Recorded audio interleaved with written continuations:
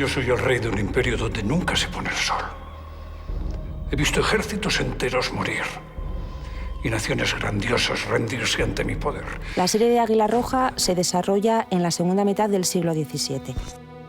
Concretamente, en los últimos años de reinado de Felipe IV, que también era conocido como el Rey Planeta.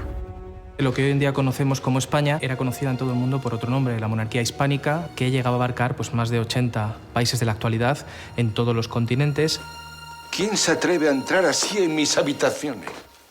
Su Majestad el Rey Felipe IV, tu rey y el de todas las Españas. Se hablaba de las Españas porque como España era tan grande, eran muchas Españas. Se hablaba en plural refiriéndose a esa grandeza. España intenta mantener su imperio colonial y se enfrenta al mismo tiempo a multitud de conflictos. Por un lado está la Guerra de los 30 años, luego tenemos la sublevación de Portugal y al mismo tiempo tiene que hacer frente a las rebeliones de Cataluña. La guerra a veces es un mal inevitable. Todos estos conflictos hacen que la monarquía hispánica tenga que afrontar una cantidad de gastos a los que precisamente ahora no puede hacer frente, porque se empieza a recibir mucho menos oro y plata de América. ¿Y esto es todo? Hacemos todo lo que podemos, Majestad, pero... Me cuesta más pagaros el viaje que lo que me traéis. La Hacienda Real está cada día más endeudada. Pronto la bancarrota será inevitable. El esfuerzo por mantener la hegemonía de la monarquía española en el mapa europeo provocará importantes crisis, fundamentalmente por un empeoramiento de las condiciones de vida. Los españoles del siglo XVII eran muy diferentes a nosotros en casi todo. Para empezar, eran mucho más bajitos. ¡Te de cuello! Pues para lo pequeñajo que eres, acojonas. ¡Venga de ahí! Se ha calculado que más o menos comían una cuarta parte de la carne que comemos ahora y la mitad de la leche que consumimos ahora. Los muertos de hambre siempre vamos a ser muertos de hambre. Nunca va a cambiar nada. La esperanza de vida en el siglo de oro español era bastante baja, era de alrededor de 30 años. La mortalidad infantil en el siglo de oro es muy elevada. Se estima que fallecían entre 150 y 300 por cada 1000 nacimientos. Mi hijo nació muerto. Estamos ante una profunda crisis demográfica. Por ejemplo, Castilla perdió una cuarta parte de su población. Hubo una serie de pestes y plagas que mermaron la población de la península ibérica. La peste, en el periodo del que hablamos en España, se presentó en unas cuantas ocasiones y se calcula que a lo largo de todo el siglo probablemente se llevó 1 millón de vidas. La peste no otra vez. Cardenal, haced lo que sea necesario para que la enfermedad no se extienda. La sociedad del siglo XVII se divide en 3 estamentos: nobleza, iglesia y pueblo llano. Los 2 primeros son los que acumulan los cargos, las tierras y las riquezas. La gente de tu clase no tiene derechos, solo obligaciones. La pobreza era inmensa para grandes partes de la población. La riqueza era para la aristocracia, para algunos aristócratas era inmensa a su vez también, sin ninguna duda. Bienvenidos, por aquí. Las personas de privilegio, léase nobles o eclesiásticos, no tenían la obligación de pagar impuestos. Como mucho tenían la obligación de ayudar a que se recaudaran. No entiendo cómo podemos tener tantas tierras y tan pocos ingresos. Deberíamos recaudar más de los campesinos. El sistema, ¿cómo se mantenía en aquel momento? Los campesinos que trabajaban tenían que pagar una parte, cada una de las ventas que se realizaba era necesario pagar un impuesto real. ¡Por orden del rey! ¡Se decreta un nuevo impuesto extraordinario! La vida cotidiana de la gente era extraordinariamente dura. Era una vida de trabajo. En el siglo XVII no existen conceptos modernos como pueden ser las vacaciones, como puede ser la jubilación. Se paraba los domingos porque había que ir a misa. La Iglesia vigila, hace que se observen los dogmas, los mandamientos, impone sus criterios, impone su forma de vida, su forma de ver las cosas. Dejadlo en mis manos, Majestad. La monarquía y la Iglesia están unidas en el propósito común de evitar que el pueblo piense por sí mismo. El siglo XVII es el siglo de oro de la cultura española. Es la época de Lope de Vega, de Calderón de la Barca, de Cervantes. El Quijote fue la gran hazaña cultural de la España del siglo XVII. Y desde los primeros momentos fue lo que llamaríamos en el siglo XX un auténtico bestseller. Le aseguro que esa obra va a traspasar los siglos. La van a tener que estudiar los chiquillos en las escuelas en el futuro. Ni Lope ni leches. Lope creó el teatro moderno español. 3 actos, mezcla de lo trágico con lo cómico, búsqueda de una determinada forma de verosimilitud.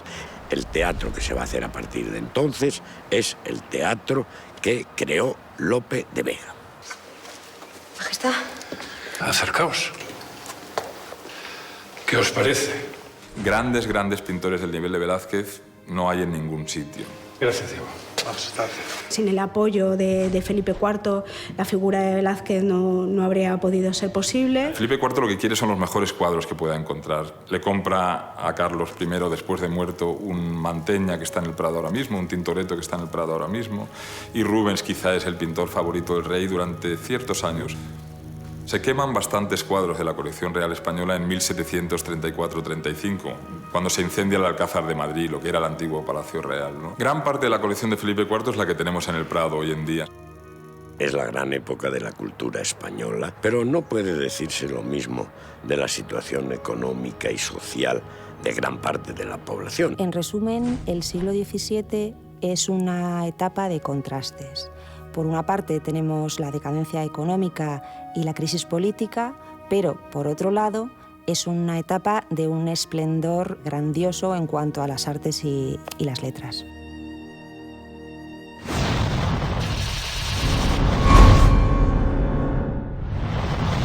No puedo olvidar los pecados capitales. Disfruto de ellos a diario. La Iglesia, en el siglo XVII, opina de todo y está presente en todo. Los reyes son muy religiosos en general, o por lo menos son muy respetuosos y necesitan que les guíe pues, el Papa, los altos clérigos. La gente necesita creer en algo. ¿Para eso no está la Iglesia? La Iglesia no quita el hambre. Además, ni tú ni yo confiamos en ella. La organización eclesiástica que trataba de llegar a todo el mundo era la diócesis, era el obispo.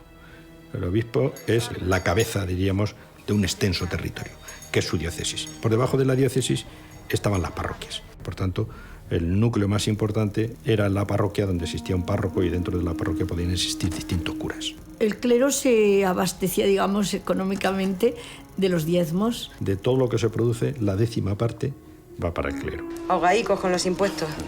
A ver si este año la cosecha tira para adelante y salimos del hoyo. Ojalá. Cada vez tenemos menos que meternos a la boca. Ya. Se reza mucho, se va mucho a la iglesia, se cree muchísimo en el poder de la oración. Si me perdonan, llego tarde a rezar. Era un siglo muy religioso, un siglo en el que había grandes santos y, claro, el pueblo llano, la mayoría era analfabeta y entonces estaban bajo la influencia grande hasta del cura del pueblo.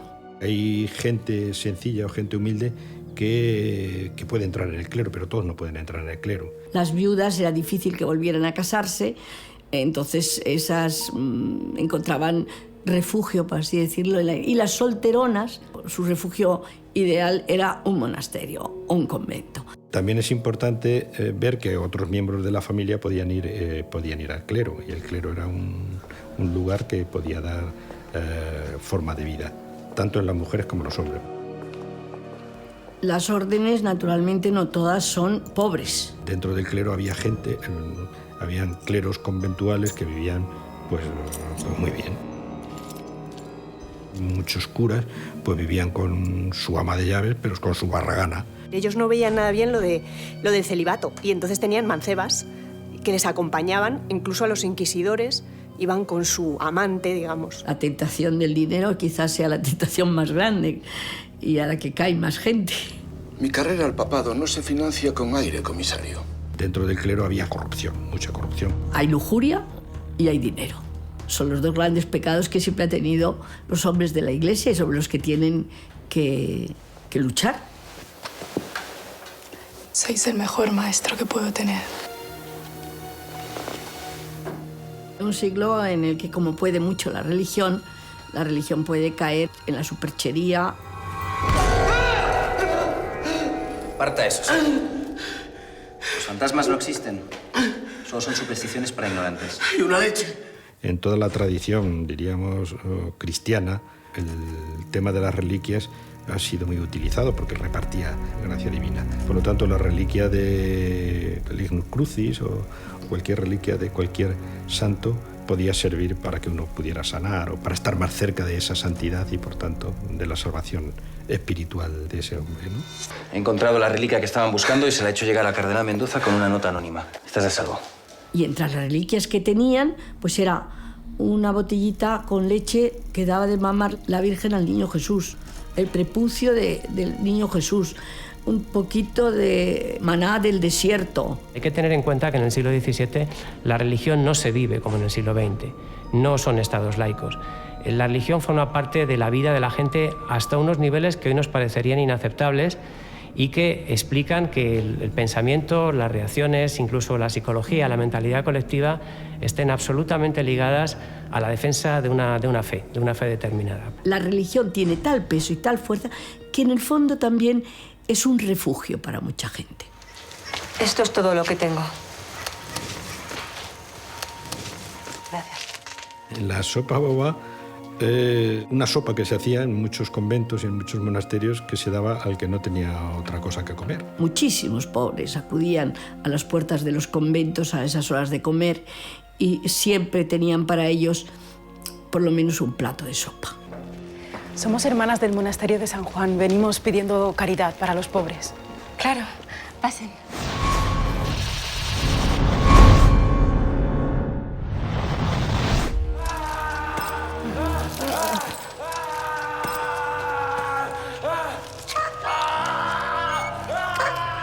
Lo que nosotros entendemos como cárcel de pena realmente no existía en la época. Existía la cárcel de custodia, lo que ahora serían los presos preventivos.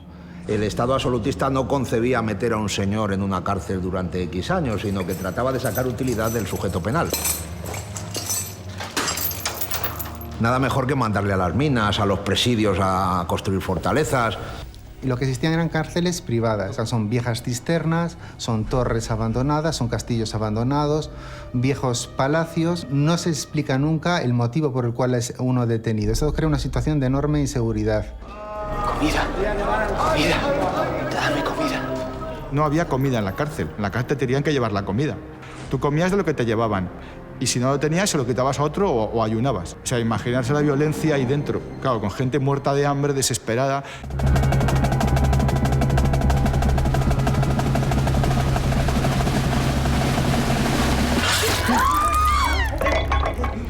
La pena de muerte también hace diferencias entre ricos y pobres en el siglo XVII. A los nobles tenían el privilegio de ser decapitados. Se les cortaba la cabeza. Ya era hora que también los nobles pagaran por sus delitos.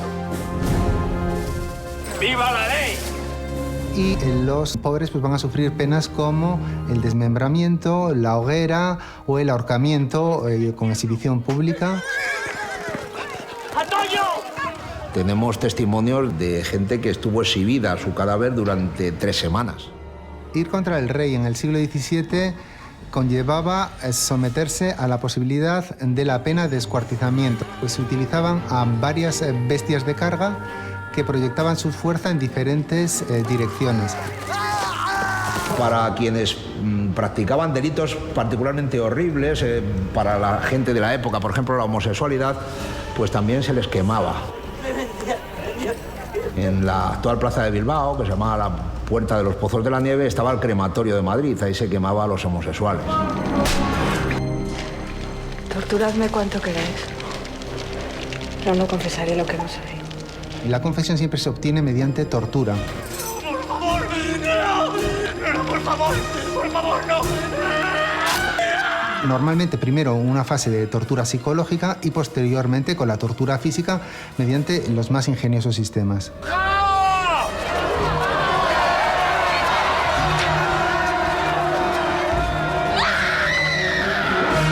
La brujería también era objeto de persecución por parte, en este caso ya, del Tribunal del Santo Oficio de la Inquisición.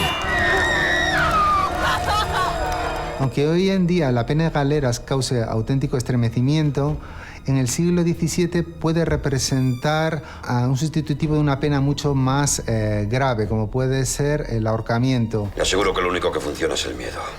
Los pobres son como animales. Solo aprenden a base de palos y mano dura. En la Plaza Mayor de Madrid estaba emplazado el patíbulo de la ciudad, donde también se realizan los autos de fe del Santo Oficio de la Inquisición, donde también, por último, pues se escenifica la venganza pública a través de las ejecuciones, de la condena a muerte o a gente que sufre la pena capital. Otros castigos son normalmente penas corporales, como puede ser la mutilación de manos y orejas. También existen penas infamantes, como pueden ser el San Benito o la picota. Estas penas pueden ser gravísimas porque conllevan el rechazo social de por vida a aquel que las sufre. Los azotes es una pena que puede conllevar la muerte dependiendo del grado de animosidad que ponga el verdugo en su ejecución. No he hecho nada, yo no he hecho nada, por favor, sáquenme de aquí. La ciudad de Madrid tuvo el dudoso honor de ser la primera en destinar un espacio de encierro para meter a mujeres pobres. Esa cárcel se llamaba Cárcel Galera y estaba situada en la calle de Atocha. Su fundadora diseñó este centro de reclusión para que en ella las mujeres sufrieran castigos similares a los que sufrían los hombres en las galeras del rey. De ahí que la Cárcel Galera pues tuviera todo tipo de instrumentos de tortura.